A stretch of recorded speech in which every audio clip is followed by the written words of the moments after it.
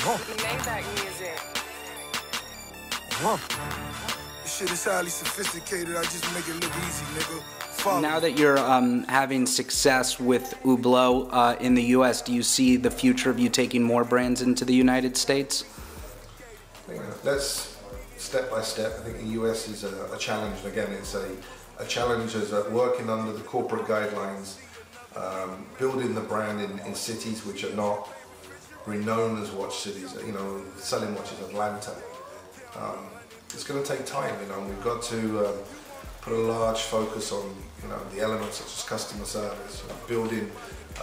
Buying in a boutique. You know, people have been accustomed for many years of going into a multi-brand watch store and perhaps buying because of price, perhaps buying because of they could trade their watches. You know, this is not the vision that we have with Hublot. Well, that's a good question. I don't want to interrupt you, but I want to go there because you talked about it, and I think it's important to discuss in the article and in the video. Is today a lot of people, try to always look at watches for price, but you believe experience is more important than price. You know, like you go buy a Hublot watch and you get to sit at the front row of the Miami Heat game. How important do you think it is now that the brands are taking control and giving an experience to the clients? How important do you think that is in selling, very expensive watches? I mean, it's paramount. If you've traveled to the factories, you've seen some of these high-end artisans or watchmakers that spend 8 to 10 years to be qualified. For a retailer at the end of the day to say, well, I can give you this percentage off the value of the watch, totally takes away the credibility of the profession. So we, as owners of the boutiques, and hopefully the boutiques will be the benchmark for retailers to also come together with us and to maintain pricing that the customer values the timepiece. If we look in luxury cars or luxury clothing or any luxury industry, I mean, look at Louis Vuitton. Louis Vuitton is the prime example. You don't go into a Louis Vuitton boutique, be it in Saks or be it in Bar Harbor, not Bar Harbor, they're not there anyway, in the Zag district, and say, what's the price? And this is something that we have to work, especially in the US market, to give a more value for the what we call art. What we are selling. There are different levels of art. You have the Pateks, the Audemars, the Hublots, and then you can go down. But I mean, we really want that our consumers value and they understand the value of what they're buying, and that needs an effort from the retail distribution on the whole. And the boutiques should be, like I said, the educators of that. And also, as a businessman, the U.S. you're saying you're taking it one step at a time, but how exciting was it with Bell Harbor being one of the top shops in the world? Because obviously you're a competitive person, but how proud are you that you accomplished this? And tell us a little about, how hard it is to compete with markets like, China, Las Vegas, Beverly Hills, and what makes the Miami experience so special?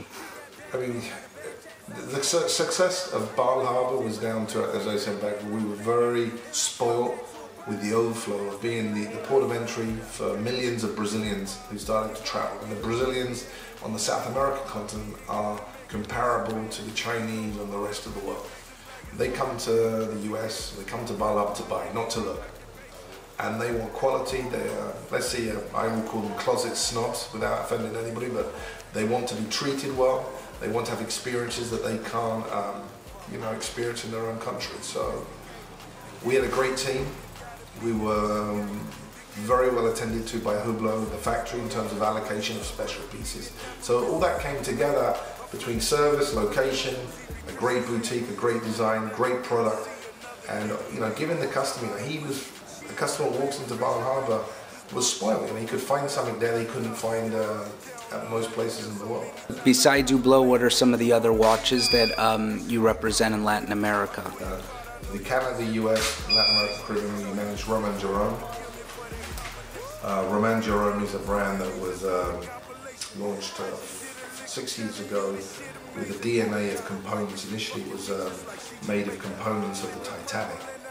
And then they did the Sputnik and the Apollo 14 piece, which was they took components and were able to combine and make watches. So that was a brand. That's one brand that we have as a niche brand We have 25 points of sale between Canada and the Fuego de Tierra in Chile, so it's a small distribution, very selective. We also work obviously with the group. Outside of Hublot, we represent Zenith with the same distribution as Hublot, which is Latin America, Caribbean, Mexico. And then we have a new brand which is very high-end, which is our latest challenge, which is HYT. And that brand, well, we are looking to start in November. And that's like taking watchmaking to the next century. Something, if it succeeds, I think will go down in the books. You know, these guys have an amazing concept of and a vision of watchmaking. If we can get the product and the quality right, and we get the deliveries, that's going to be a brand we're going to be talking about for a long time. You wear this a lot. This is your favorite piece? Yeah, I'm black. You know, I like to wear. It's a color that goes with everything. I was telling your editor that the first piece that I ever got from Hula was the all black Big Bang 44, and it was the biggest discussion piece that I've ever had. More conversations with people that I don't know. And there was a gentleman in St. Bart's that offered me, I think he offered me 25,000 euros for the watch. So this one is just a little bit different because it's... And what does this sell for? This is in the 90,000. Beautiful piece. Yeah.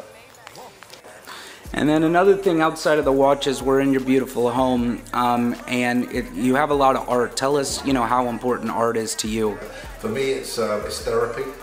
It's, you know, buying myself a piece which, not necessarily because of an artist, you know, it's not so much an investment, but it allows me to enjoy the returns, you know, certain returns I've had in life, at least. You know. What does haute living mean to you? What's your definition of haute living? I mean, haute living, I identify, I think that, you know, it's an aspirational word in the sense, you know, living to your means, living above your means, you know, allows us to dream, allows us to go to work and have a better life. I think it's, what the magazine has done as well, you know, for brands, you know, it's phenomenal. You know, it's a fantastic Bible of luxury. But you know, I think it's a word that if you understand it, you know, I aspire to living in myself, you know, or living or ought to live in it. Yeah. You know? Shit so sophisticated. 100 millionaires, it's we made it. Maybach music.